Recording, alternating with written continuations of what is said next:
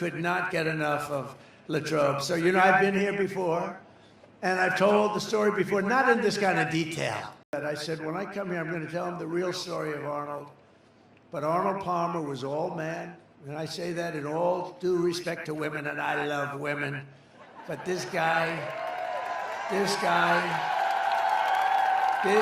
guy that was all man. His man was strong and tough. And I refuse to say it, but when he took showers with the other pros, they came out of there, they said, oh my God, that's unbelievable. I had to say it. What's up, everybody? Major Retired Richard Ojeda here, and apparently size matters. And I had to tell you the shower part of it because it's true. What can I tell you? We want to be honest. We want to be upfront. It's true. Let's talk about the guy whose brain is absolute mush. What do you get when you mix fragile masculinity, crowd-sized lies, and a bizarre fixation on Arnold Palmer's, let's call it 9-iron?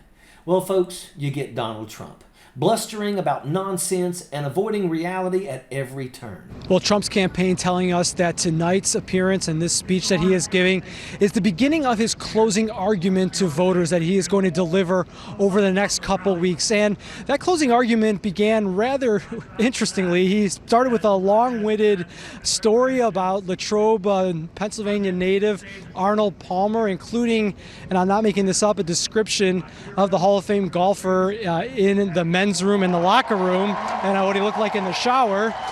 He then went into a more conversation about how his hair looked and his combing regimens.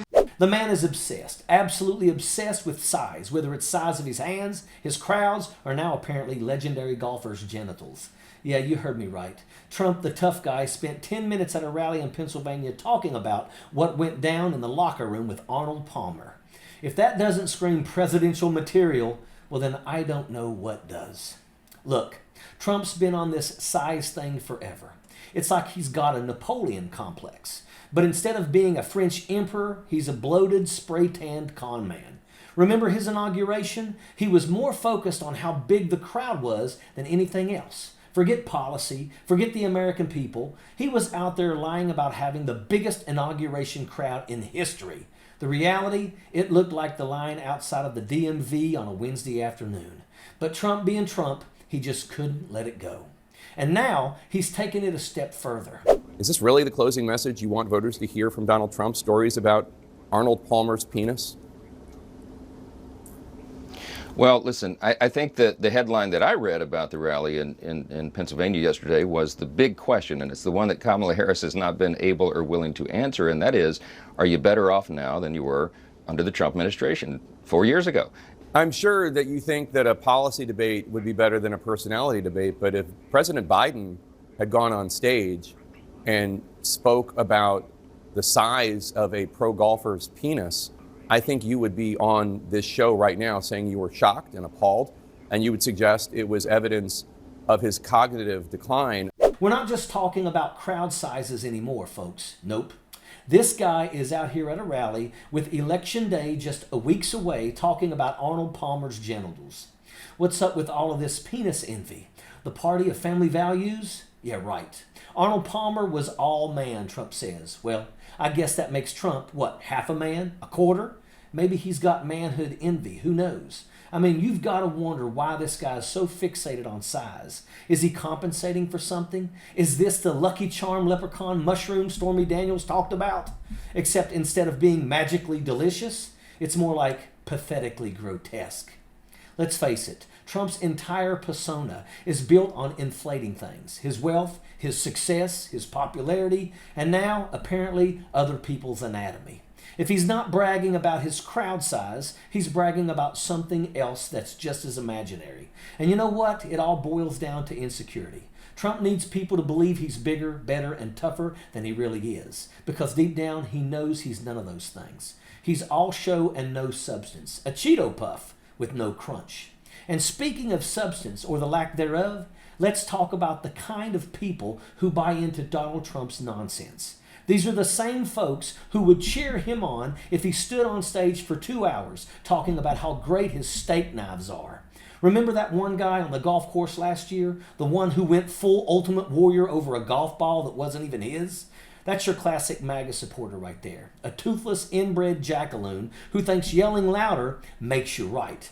And what happens next? He peels off his shirt, revealing a body that's more Pillsbury Doughboy than Ultimate Warrior. Yells some more and looks like he's about to challenge someone to a cage match.